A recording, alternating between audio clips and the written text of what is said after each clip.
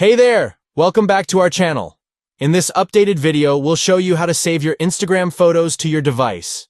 It's a great way to keep a backup of your favorite memories. Let's get started. Step 1.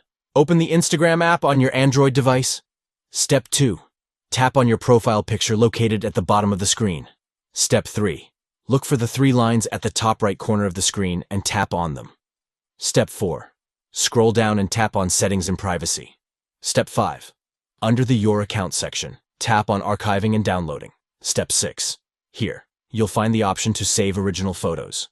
Turn this option on. Note: when you have Save Original Photos turned on, every photo you post on Instagram will also be saved to your phone's library. That's it!